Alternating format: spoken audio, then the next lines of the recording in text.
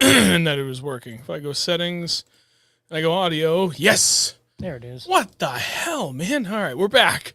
Very, very sorry, everybody. Welcome back to another Real Northern Bass Talk. This time, it's working. Only 10 minutes late. I swear to God. I'm going to wait because there's nobody here yet. There's a few people here. There's 4. They're coming in. And hopefully everybody's going to tell me, hey, we can hear you this time. Because that crap was broken. Because my computer's a pain in the ass. That's how she goes. All right. Everybody, once you get in here, sound off. Let me know you can hear. Everything should be good. There it is. Thank you. Okay. Cool. I need something much stronger than caffeine right now because I am very mad. Well, that's how she goes. You know, you try and go above and beyond to help things out and make for a better experience. And literally, like I haven't gone that level of steps to be like, yeah, dude, let's have a good show tonight. Like, I mean, we always try to have a good show. Like, let's promote it, get a lot more people in here. Hell yeah. And then for the first time in months, no mic, I have no idea why everything was set up right. Just completely had to crash it and restart. And here we are. We're running now, though. So, good to know. Everybody can hear us. Where we going? Mr. Swimbait, way to go, Sean. Thank you, Brian. So, apologies again for the technical difficulties, but we will jump into it faster than normal. I'll give it like 2 more minutes for everybody else to come back in now that I had to restart it. And hopefully everybody comes back. I saw like 47, I think, people right before I shut it down. I really hope the majority of those people are willing to come back. We're off to a good start, and that was the hope and the goal. But we do have quite a bit to discuss tonight in the time that we have. Anyway, who's here? Lizard, Tim, Brian, Dan, David, Tommy. How's everybody doing on this fine evening? Yes, David, now we can trash talk about you for not showing up on Sunday. Well, I mean, I can trash talk you. Usually it's him that can trash talk, and we don't do it. He does, just to me. Just Karma's a bitch. Don't listen to him. We have the friendliest ribbing you can imagine. We don't let anything slide. We are back. I can't fish. Hey, Mike, and Ryan. I guess will stay. That's what we appreciate about you, buds. So, we're going to talk about quite a few things, but I do want to do a weekend recap a little bit. I mean, we kind of do that anyway, but what we're trying to do kind of moving forward here is less specific topic titles for these videos. Because one of the things that, you know, I know Andrew's brought it up. One of my other friends, Chris, he's one that does all my live stream thumbnails now. Like, he brought up, he's like, you really need to do something that really helps to differentiate between live streams and your regular videos, and you can't tell the two apart other than runtime, and even then, like, that doesn't tell you much. So we're trying to kind of change that, so it makes it very clear that, like, hey, these are live streams, very, very different format from these are regular videos. So that's kind of the plan. That's why there's no specific video title, but that also makes it easier on us because now I don't have to, like, you know, we don't have to like every Tuesday morning. All right, bud, what are we talking about this week? I don't know. Yeah. All right, we'll figure it out. Jigs. So it's definitely a lot more freeing. We can just talk about anything that's specific to what's going on, instead of trying to time it and then knowing already what's going on. Like, okay, well, we know what should be coming. So, you know, we'll keep doing what we've always done. Keep you guys prepared. Let's do something fun though. I'm going to put it in the chat. We're doing a giveaway tonight, a raffle, whatever you want to call it, man. We have quite a bit of stuff. You getting breakfast? Yes. Waffles. Breakfast. We're going to do our friend Nate, who, if you guys have been watching any of our regular uploads, was out fishing with me not too long ago, stuck a tank, 6-pound, 10 ounce. And Andrew was like, how dare you do that in the back of the boat? Hold my glide. And he stuck a 6-pound, 10 ounce as well to tie the big fish of the boat for the season. Mm-hmm. But he was a champ.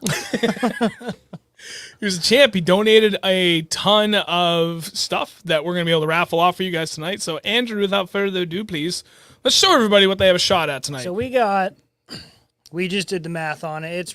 It's roughly about a $200 value. Without a doubt. Without a doubt. I mean, there's I don't know how many There's a bunch of hustlers, and I think there's like 6 or 7 hustlers in the jig kit. I mean, there's a bunch of jigs in here. There's swim jigs, there's archy heads, there's football jigs, there's all sorts of. There's a bunch of stuff in here. I think there's some Gordy's jigs in there. There's a bunch of everything in here. There's that. Every single compartment in there is filled with jigs, multiple jigs. Didn't count them all, but we did take a look at almost every single one of them. There's some chatterbaits in here. There's some underspins. There's a couple jerk baits. There's a couple spinner baits. There is a jackhammer in there. We just saw it. We're like, ooh, I think that's a jackhammer. Pick it up. Sure enough, there's a jackhammer in there. So that's worth its weight in gold right there alone. And it's actually my favorite. I'll just show it to you. It's actually my favorite color jackhammer they make. It is a good one. That one right there. Yeah, the ones that you could win. I don't remember what color that is, but it's like a baitfish kind of crappie color, kind of just shiner color. It's just a smelt. Any baitfish color. Smelt. It's just natural color. It's nice. I love that one. She's a beaut, Clark. A couple other chatterbaits in there, just like the OG chatterbait. You know what? You throw out like the primary logo on that, and then realize that it's Bass Mafia. Still, it's waterproof. It's got 4 latches. I actually have 2 of the smaller Bass Mafia boxes. Yeah, these boxes are good. Nice. I mean, you could see the rubber seal around it, the whole thing. Like, these are nice boxes. Green pumpkin shad is what he said. This one got, I don't know. Various square bills. Yeah, square bills, couple. 6 of them? Deep dive. Almost a little deeper diving crankbait. There's 5, 6, whatever in there, yeah. Oh, here. We're guessing, I don't know how much the Dugan crankbaits are a piece. I'm guessing they're somewhere between like $4 and $7, somewhere in there. Well, there we go. That actually focused for a second. There's some really good colors in there. So, I mean, that alone is worth it. And the final one, all frogs. What? There's nice walking frogs, popping frogs. There's that weird spider-looking thing. I think was that live target maybe or something. Yes.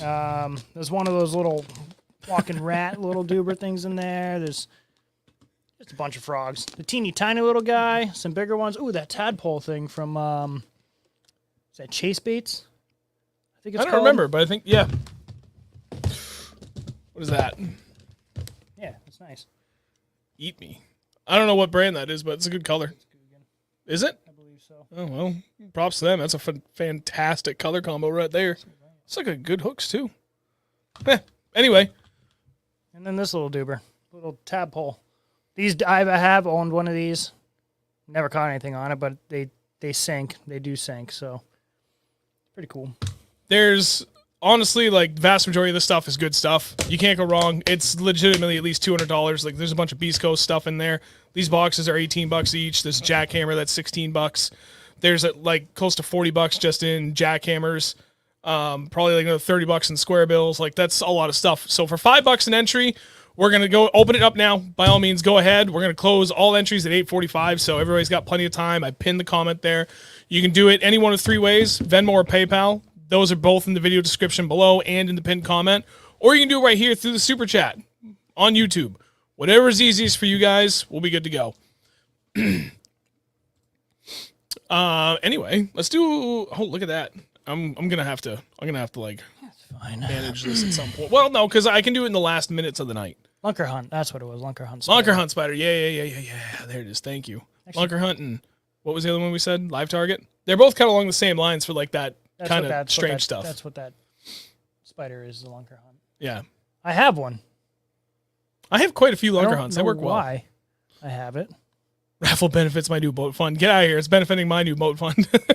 And then when I get a new boat, then Andrew can buy my boat. I've got a lot of things to do. You guys need to start donating to my pocket so I can buy his old boat.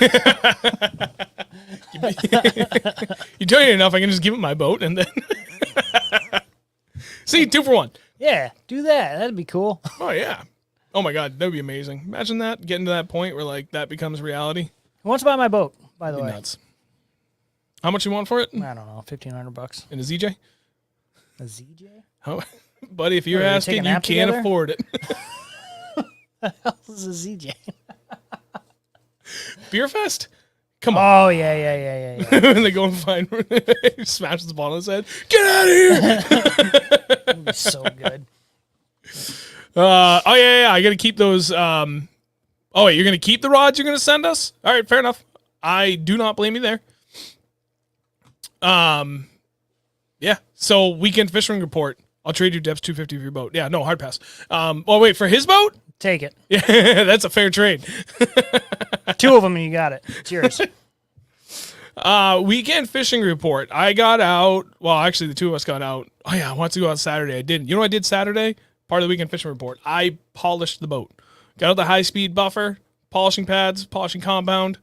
Gave that top coat real nice. The top cap, sorry. Real nice shine to it. It was fancy. Waxed it. Glorious. Returned it to her previous glory, but I got to work on those seats next. It's bad. But everything that we had for weather this weekend screamed go largemouth, go shallow. Because we have done this how many times? What year is it?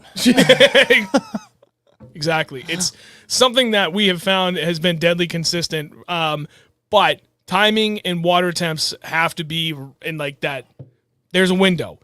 And this was another one of those years where we're like, holy shit, we're actually going to be able to hit the window just right.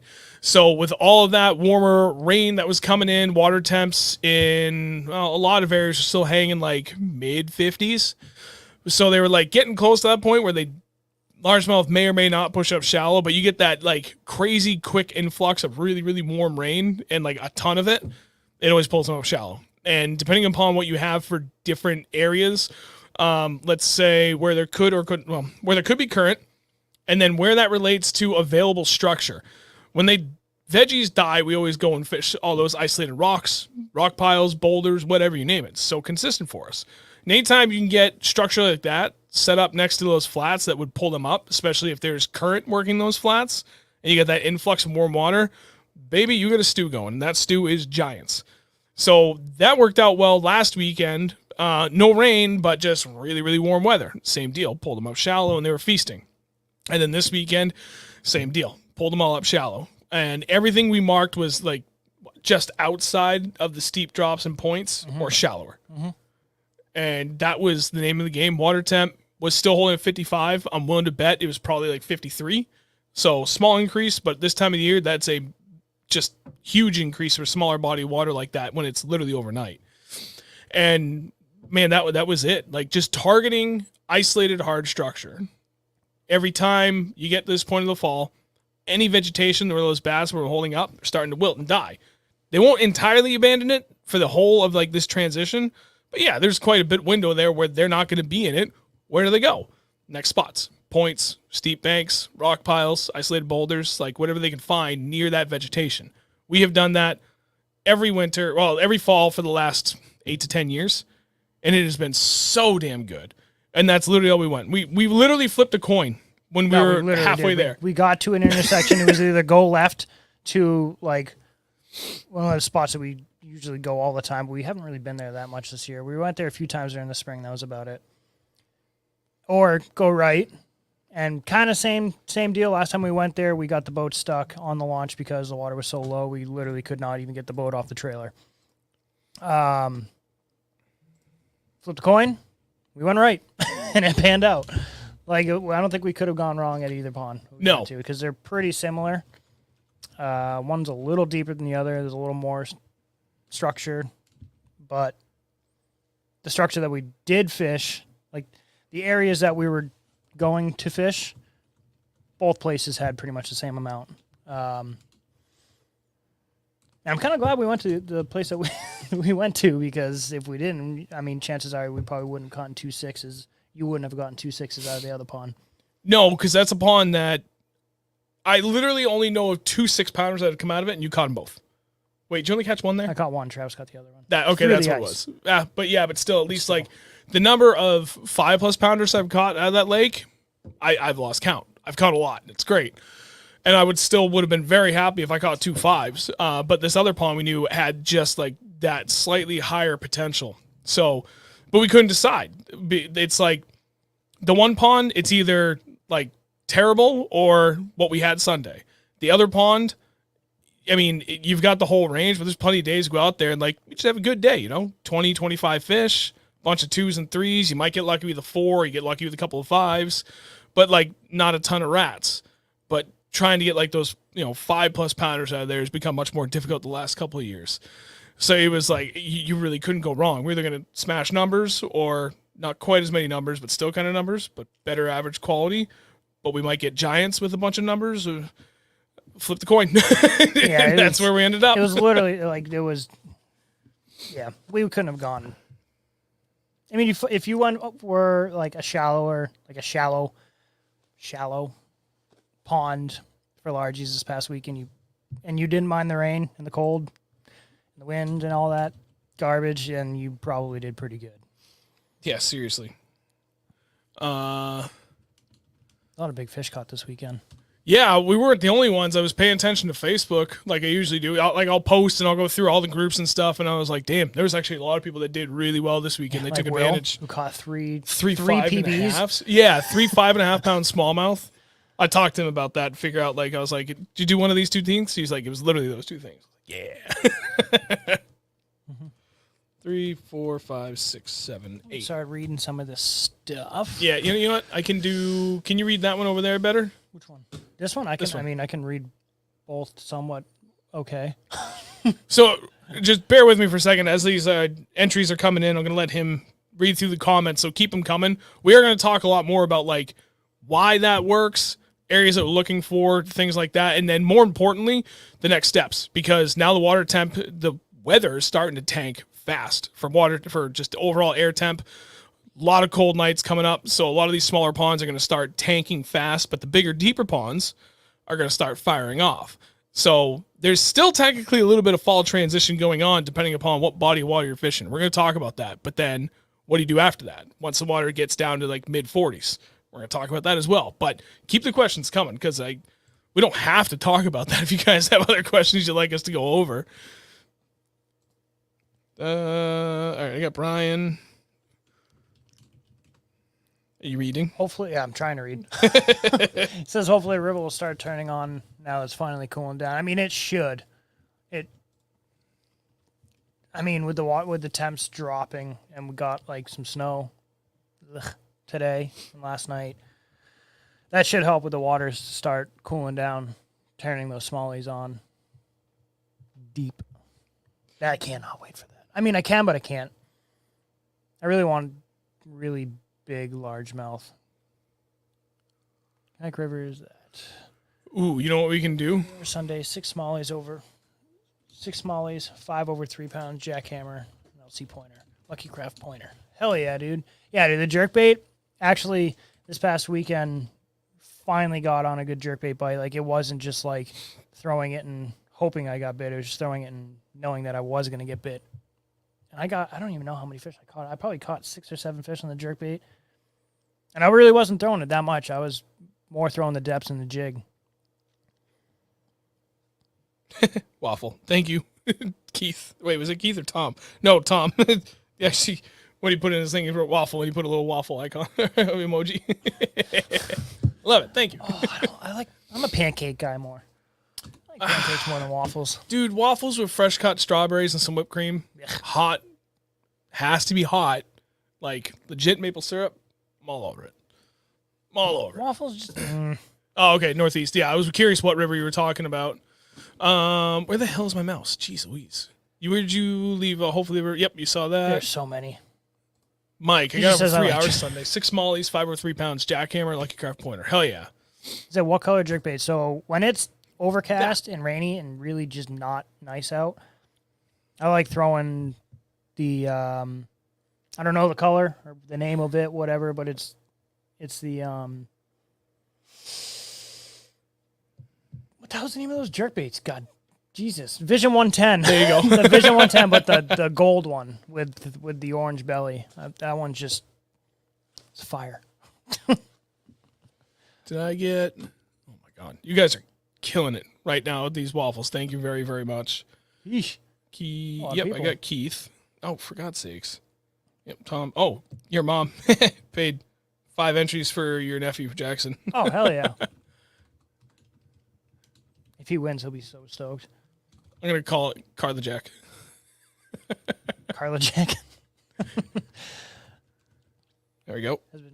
So Alex says Connecticut River down his way, which I'm not 100% sure where that is exactly. Has been super weird. I think the prolonged warmth has had them not set up where they should be this time of year. Water's still sitting around 50. Yeah, I'm guessing within the next 2 weeks it should be there it is. Cooling down. I mean, we got snow up here last night, so all that water is moving south. So the cooler water is heading your way. Should be there in the next couple of days, I'm hoping. Yeah, for real. Backing up really quick to the jerkbait thing. If you guys go back and watch one of the Real Northern Bass Talks we did it with one of our friends, David, specifically covering everything jerkbaits. And a lot of that we covered colors as well. Also, if you go to our website, 603bass.com, there is an article on there that David and I co-wrote that's up on the website as well. Well, I say David and I co-wrote. David wrote it. I just went and played editor role on it. That's on the website. That helps break everything down if you don't want to watch the whole video. That's another great resource. We have all the information up there for you guys. I did see... Yeah, no, I agree with you what you said about Alec here with his comment. David, there it is. Seriously, 6 beat your PB because it wasn't a Senko. Yes, a new PB, almost a full pound smaller. No, wait. What was it? Oh, no, it'd be 14 ounces smaller. But, a million times cooler. 14 ounce, yeah, you're right. Yeah, 6'7", my PB is 7'5". But by far my biggest fish on a swim bait, I've got a couple of 4s. I think I've only got the 1.5 on a big swim bait, and it was the Glide. I feel like I may have had at least one other swim bait 5-pounder on the DEFCON. But then sticking that 644, dude, I'm a little upset, but not really, because there is this one particular spot that Andrew's already caught. What was it, a 6.3 something? 636, a 529, a 527. And a 604. All from that one spot? Pretty much. Okay. So across the hall. All right. There's one particular spot they just stage. And it's just it's a little bit of an isolated rock pile, but it's like the juice, right? We say that a lot because it has everything that you're looking for. Isolated rock pile, it's near vegetation, it's adjacent to deep water, it kind of splits the difference between the two. Short distance between the two. This is right in the middle. There's a couple of big boulders off the edge of it. So I was like, this is perfect. And especially the depth it was at, that Pats I have does not go that deep, 2 to 3 feet. And I was like, whatever. I'll just sling that big bait up there and see what happens. It was second or third cast, and I'm literally slow rolling it back, and I'm looking at it, Andrew. I'm like, come on, man. Why won't anything eat the Pats? I've been throwing the hell out of the Pats. And then I stopped talking, not even a second later. I felt thunk, thunk. And it wasn't that violent. I just leaned into it, and I was like, oh, hey, yeah, here we go. That's funny because the 636 I caught off that rock. Yeah. On the 1.5 square bill. Yeah. Absolutely demolished it. Oh, dude. I don't know how he hit it. I wonder if he came up and just he probably just grabbed it and then just kept swimming with it. Yeah. Didn't turn. Easy. Didn't turn. Sorry about your ears. That would make sense. Man, that was nuts. And I didn't know how big it was for the first 3 or 4 seconds. And then she turned a little bit and I was like, ooh, buddy, wait a minute. This actually might be pretty good. And then it dug in. I'm like, okay, that's actually really good. And then it came out. He's like, yeah. I'm like, yeah. And he gets the net. And then it came out just enough we could see it. We knew it was big, but we had no idea how big it was until he netted it and flipped it on the deck. And we were both like, whoa, what? That's big. Yeah, those fish in there are built weird, too. They're super. That was probably a 19.5-inch fish. Oh, Bob. Thank you very much, sir. Bob, is that for the waffle, as it were, and Faith First Fishing? How is it going to you, friend? It is going very well for us. I'm not going to complain. Ryan, off topic. Tin versus glass. Got to experience TJ's on big water. What are your thoughts? Dude, if they still made that boat and I was fishing up there like you are all the time, that would be my number one choice. What, TJ's? Yep. That Lund. Oh, my God. We were out there. Pretty friggin' nice. That weekend in September.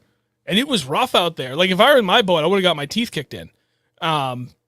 You couldn't tell in that boat. That's seriously the single best rough water riding boat I've ever been in. Well, I mean, it's like a deep V, kinda. I mean, it is. It essentially is, yeah.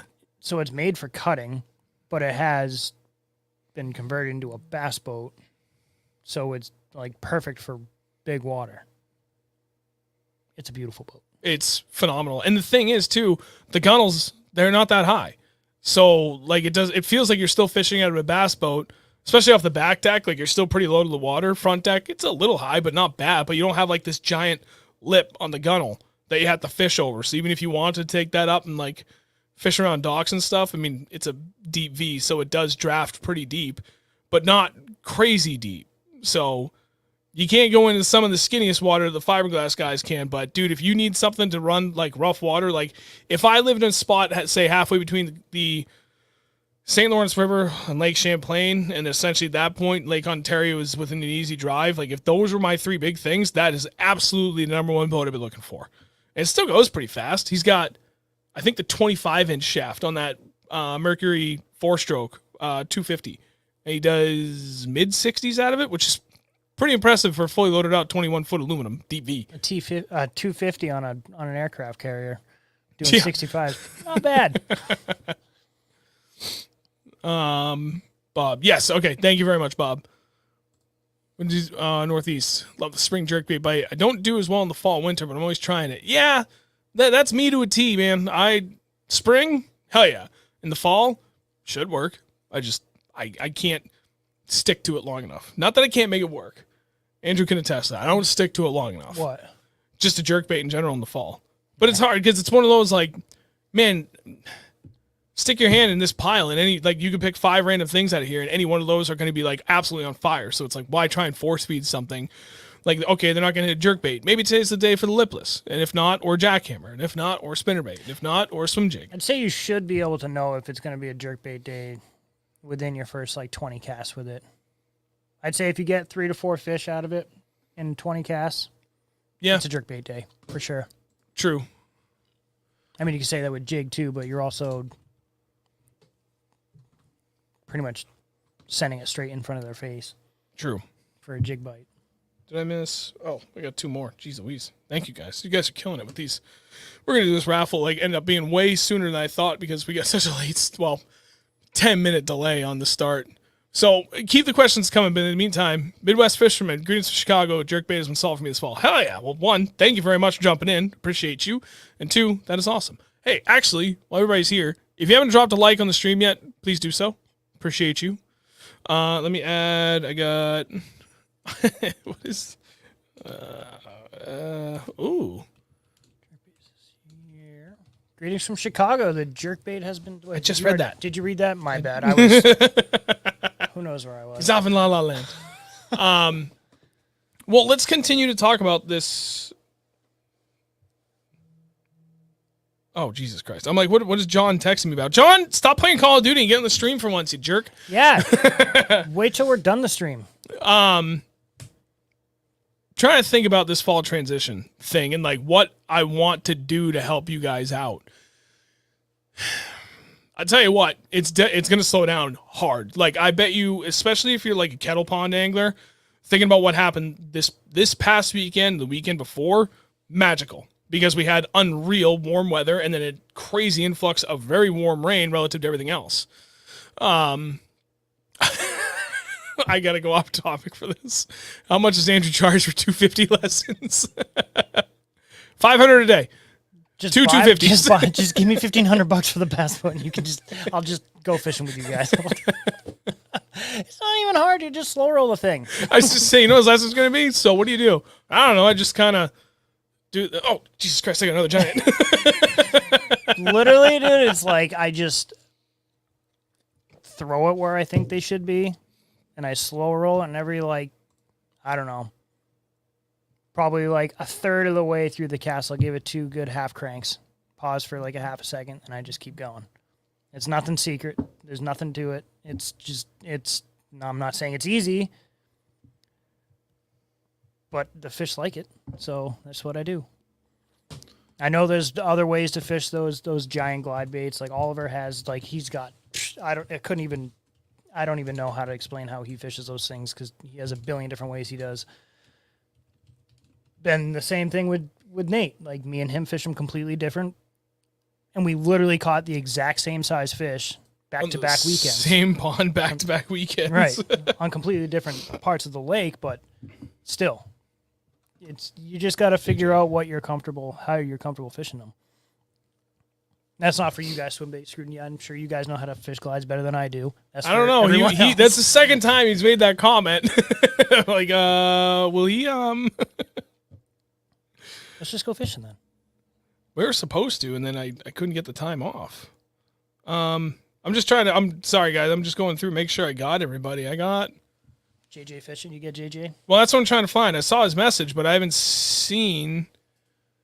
Oh, yeah. Never mind. I got it. JJ, thank you. Brain slow. We got it.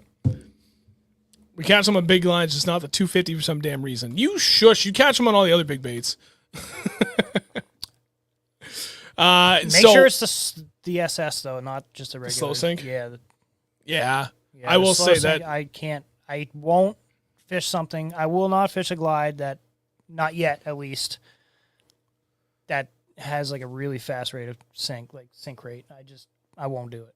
Well, and that's the problem. I hate fishing them fast. That's the problem I have right now with my bait sanity. Like when I finally got that fish, like at that point where they were, it was perfect. But now it sinks just a little too fast, and that's why I wanted that 250, that slow sink, because it's going to stay where I wanted to a little bit longer. So I ended up buying that. If I was to own that bait sanity, I would only fish that in super deep lakes. Which is what I'm going to be doing this Sunday. Yeah. I'm going to throw that in Alabama ring. I'm literally, because now I have 4 6+ pounders on the year. But this is a crazy thing, right? I have a 6.44, a 6.26, a 6.13, a 6. And I forget what my 5 was. It's 5 pounds, 9 ounces, I think it was. Yeah, wasn't that the glide fish? I think so. So 5.62, 63, whatever it is. I have one more 6 than he does, and yet he's still more than a pound ahead of me on our best 5 for the season. He's got over 31 pounds. I'm just over 30 pounds. My man's on a different level. That damn glide. Matt, I got yours. Thank you very much. Actually, no, because 2 of those were on jigs. 3 of them were on jigs. Yeah, and they were all 3 of them were from the same pond, by the way. That was just largemouth, too. Uh-huh. Yeah, you had spring, middle of the summer, and then... early spring, late spring, middle of the summer were your 6s. Sorry, 2 jigs and 1 glide. But that's the thing. I'll have to go back and look. You had that 6 pounds, 10 ounces, and you had 2 that were like, it was a 6.5 something and a 6.3 something.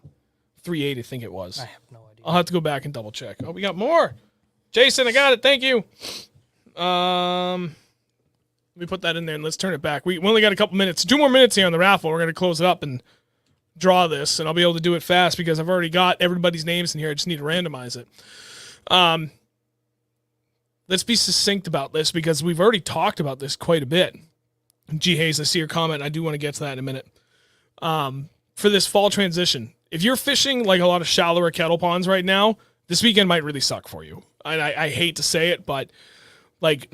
It's not going to be easy. No, it's not. It depends on what your water temp was before the cold front. But even still, a cold front like this might get lucky because everything really didn't shift hard until Monday night.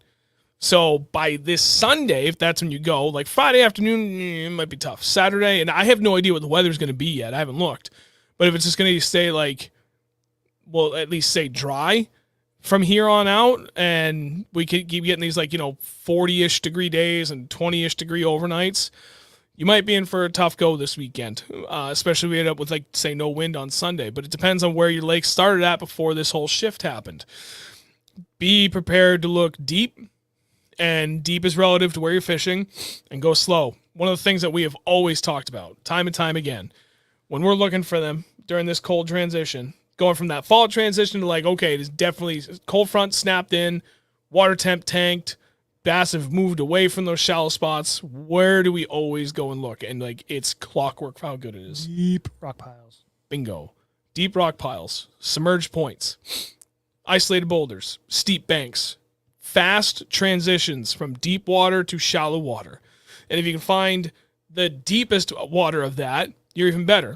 Case in point, when you're talking about kettle ponds, one of the places just caught a 6. The average depth there's 9 feet, roughly. Average? Yeah. Yeah, I'd say 9 feet. 8 to 9 feet. And there's 3 points. Is that true? Yeah, technically there's 3 points there.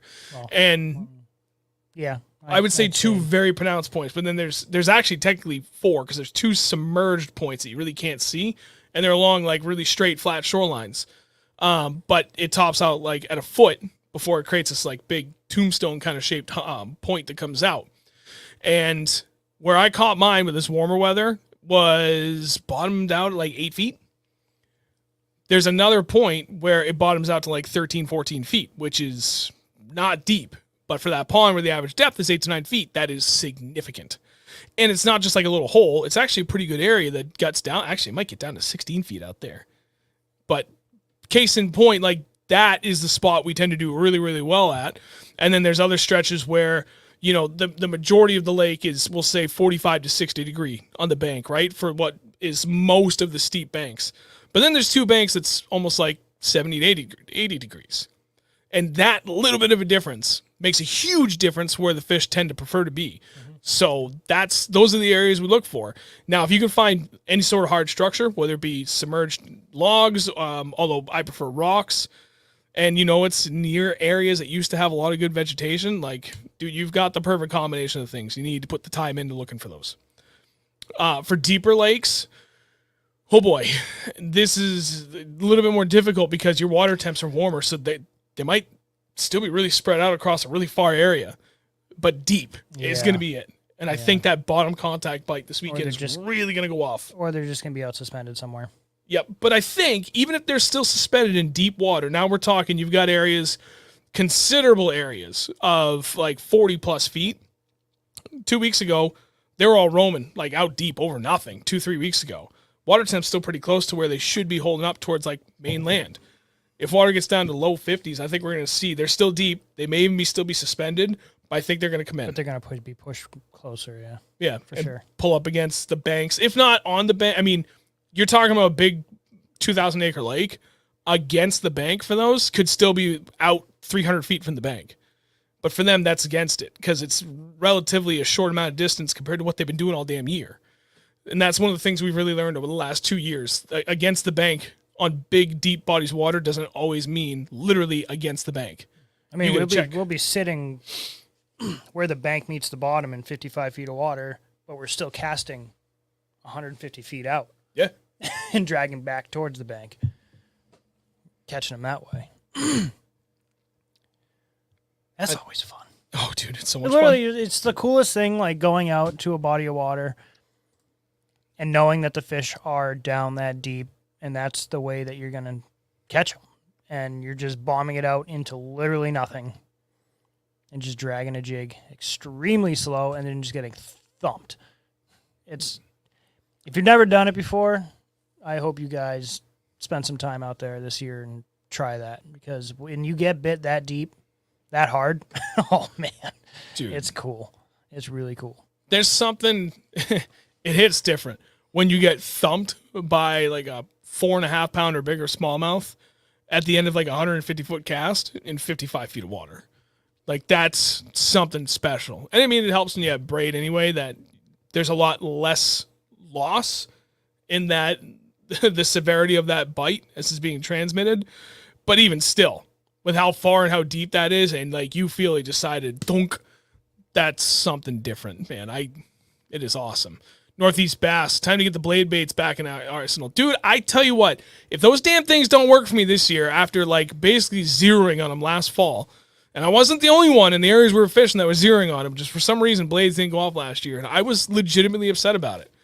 Until like everything else started working really well. I'm like, okay, I'm not going to force feed it if everything else is working. But this comment, you guys ever fish Huddlestons during fall and winter? I have them. I've tried. Nothing yet. I haven't even got bit on one yet. I'm gonna buy one. You don't need to. I have like 3 of them. Okay. 8-inch ones. And you know what I've done is I put a bunch of nail weights in them too. I think I have 4 of them. And I've got 2 8-inch Defiants too. And those are line throughs with 2 big like single point hooks. It's like a rig. So they're pinned together but still free flowing. I've got those. And those I end up putting 4 or 6 5/32 ounce nail weights in the into the body. but really strategic. So it still falls the same way it did out of the package, but now it sinks because I'm literally thinking about throwing this out in 50 feet of water and swimming it 5 feet off the bottom. That's my plan. We'll see if it works. It's a big, heavy bait. I need a big rod. I need my 10-ounce rod to throw that swim bait. But I think it's going to work. I'm 100%. I want to get like a 10-inch one. That would be great. Just because I want to. Northeast. There it is. Tim, painfully slow. Oh, damn right. Northeast and said, you guys have any issues with the smallies getting back down after catching the 30, 40, 50?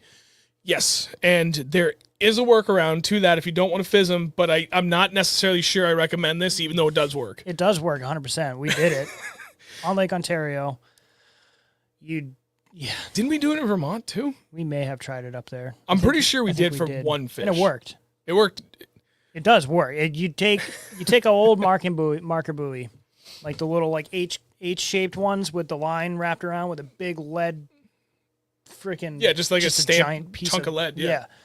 You take that lead and you shove it in that fish's mouth. Literally down the throat. Yeah, down the throat, down the gullet. So it's just you just see the rope coming out. You drop it down. 5 minutes, I think. Probably around 5 minutes. You'll see that the buoy stop swimming around, and there's no fish on the end of it. It just regurgitates it. We did that, I think, to 6 or 7 different fish on Lake Ontario the first year we were out there because we were catching not even that deep, but Ontario's weird because you can catch fish in 10 feet of water out there, and Ryan would be able to talk about this. Ryan, if you're still here.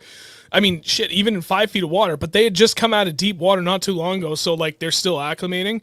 And you pull them out, and all of a sudden it looks like you just pulled them out of 60 feet of water, and you need to fizz them right away, even though they were shallow. And we were having a lot of that out there, and I didn't have a fizz kit, so I'm like, what do? We looked it up, and one guy was like, stuff that, if you got a buoy, stuff the weight, literally stuff it down their throat. They'll swim down, and once they like calm down, they literally just cough it out. Worked every single time. There was one or two times where we'd lift up on it, and we'd feel the fish bump, and you just kind of give it one quick boop, and it comes right out, and fish is fine. We did do it once, and we didn't wait long enough. Oh, you came right back. Freaking fish skyrocketed back up, belly first, right to the surface. So we tried it again, gave her more time, let her pretty much regurgitate it by herself, and it was fine. Yeah, But if you are planning on fishing that deep, don't be afraid to fizz. Don't be afraid to go buy a fizz kit. It's literally just a hollow needle with a little string attached to it, and you're not going to hurt the fish. It's really not hard to do. Better than shoving the weight down their throat. Yeah, no, it's 100 times Davy better. Jones. It's more humane than shoving a freaking 3-ounce freaking weight down his gullet. Yeah, I mean, we laugh about it, but not like it's not like we don't care. Like, do I want to do that? No, but I didn't want the fish to die. We were unprepared, learned our lesson the hard way, but we did learn our lesson. We have the fizz kit now. We know what to do. We've used it. It was just a hard lesson. It worked great until you get caught. Yeah. Oh, they were just trying to sing it back down. The line broke, and they jumped in my live well. I don't know what to tell you. So, yeah, I mean, going back to what I said about this transition as the water temps are dropping, like, you can't go wrong fishing any of those points. As far as techniques, we've covered them so many times. But to recap, I mean, like, just football jigs, finesse football jigs, spider jigs, tube even right now, Damiki rig, Ned rig still works, drop shot may or may not. I'm tempted to try the hover stroll technique. I think that's going to work. You can get away with blade baits, Alabama rig, as long as it's legal for your state and you have it set up legally for it. God damn, man, there's no shorter things you can do. Ooh, underspin, so you could just get a small jig head, just throw a regular swim bait on it and just swim that thing through the middle of the water column if they're out suspended, deep water still. Anything of that works. And we talked about this again multiple times. One of our recent videos, we did the deep water jig fishing tips. We did a short version of that. So if you didn't watch that, I implore you to go back because the cadence we talked about that translates to everything else. You're just going to keep going slower and slower. And my God, if you don't have the patience, you need to develop it because you're going to be rewarded. And I am the living embodiment of that. And Andrew can attest to that because he's always been a very slow and patient angler. And that's why he catches more bigger fish than I do. More big fish and bigger. Because he's attained, he just has that touch, for one. And two, he has that level of patience that I still strive to attain, to be that slow and methodical, but more than anything, slow and patient. And I've watched it pay off for myself, and I've watched it pay off twofold for him. So you got to slow down. You got to slow way down. Right now, what do we say? Like 5 to 10 seconds on the high side for pauses if you're still low 50s. Yeah. When you get down closer to, like, say, 45 degrees, you might be waiting 30 or more seconds in between drags. Literally like a 4-inch drag. Whoop. It's slow when you do it, too. It's not like a quick little 4 inches. It's like or no popping, 2, no nothing. You don't want that jig coming off the bottom.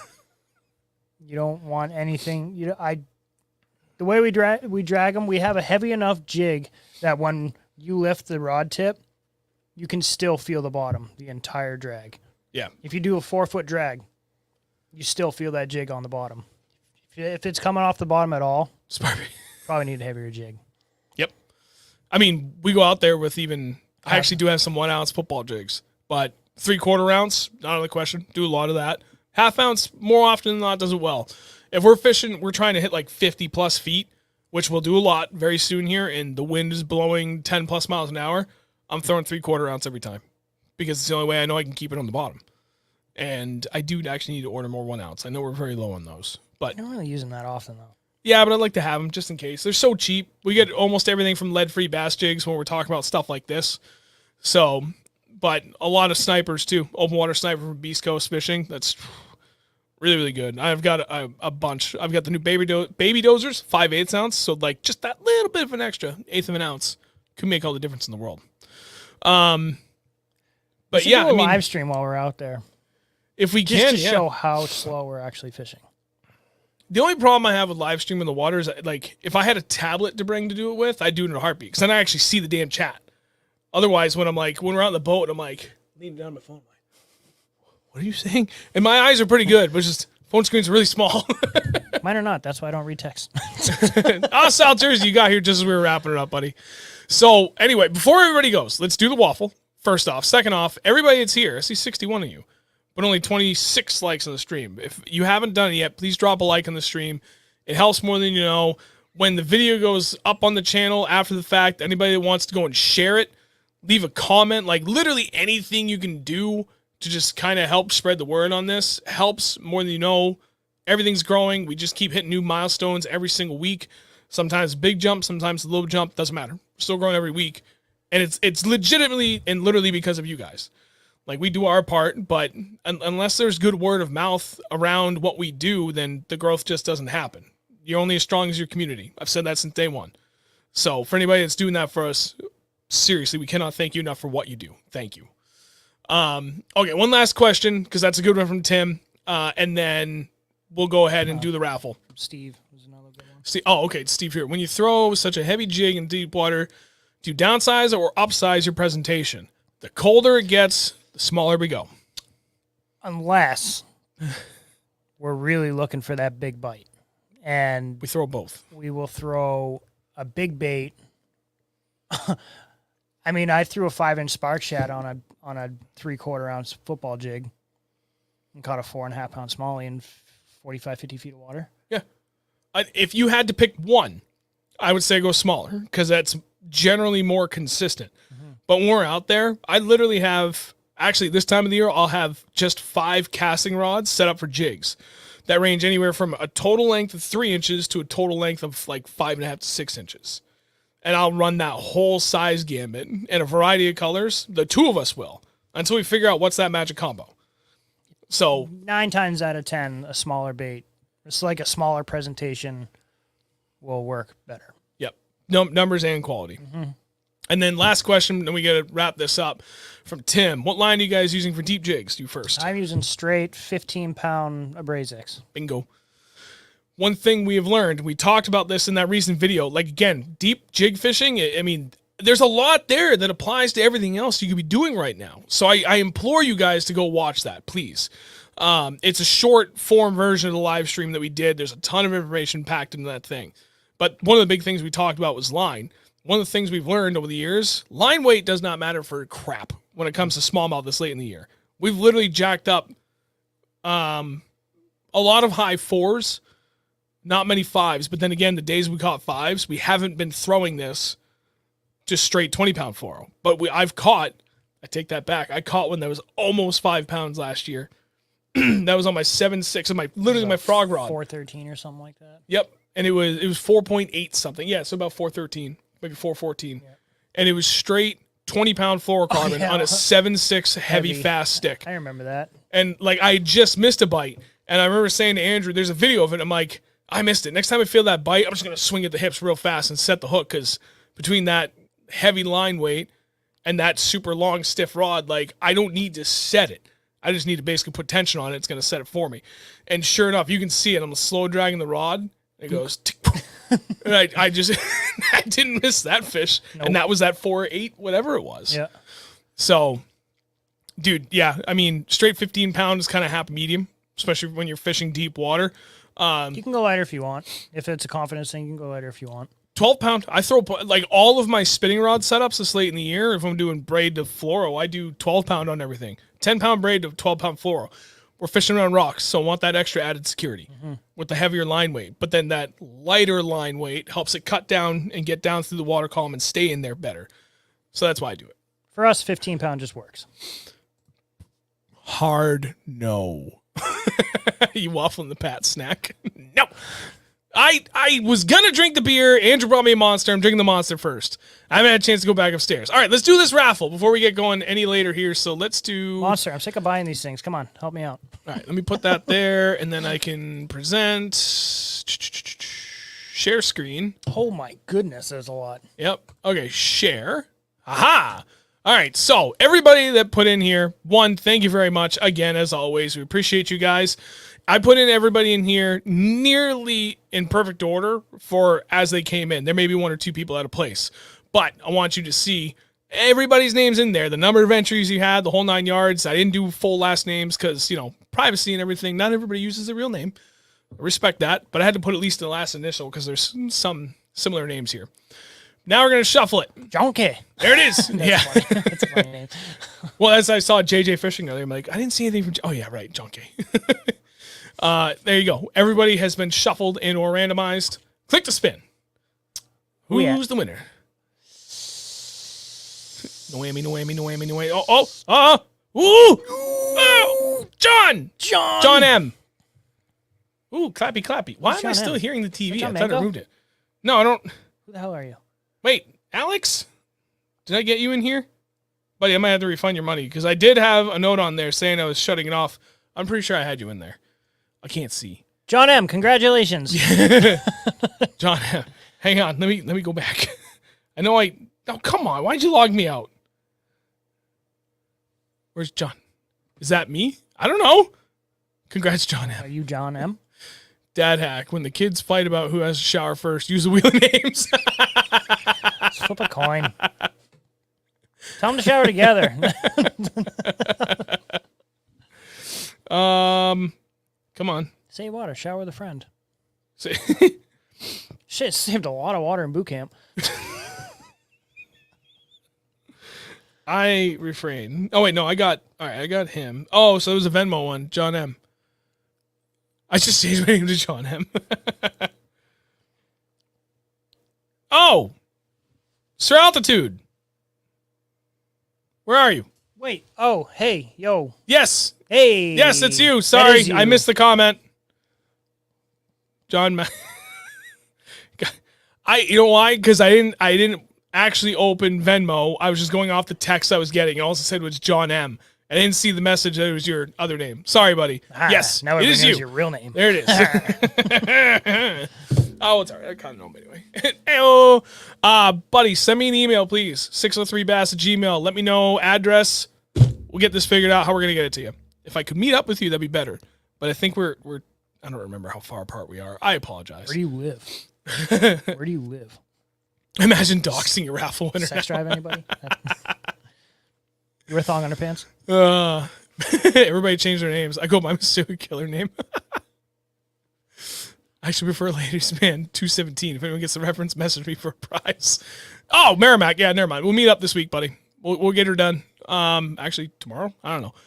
Message me. I don't care where you do it. Email, message, whatever. We'll get it sorted out. Anyway, it's 9:05. I wanted to keep this to about an hour. Pretty close. Hopefully you guys learned something tonight. Hopefully you're entertained. Hopefully you had fun. Any one of those three or all of them makes me happy. Doesn't matter to me. We may have messed the stream up a little bit in the beginning. Sorry. I know. So I had issues last night with my computer with the whole video editing software. Right now, I actually literally cannot edit videos. And I'm like kind of panicking, but I'll get it sorted tonight, even if I have to buy a totally different editing software I haven't used in like 8 years. Regardless, I'm going to find a resolution to this. We'll be good.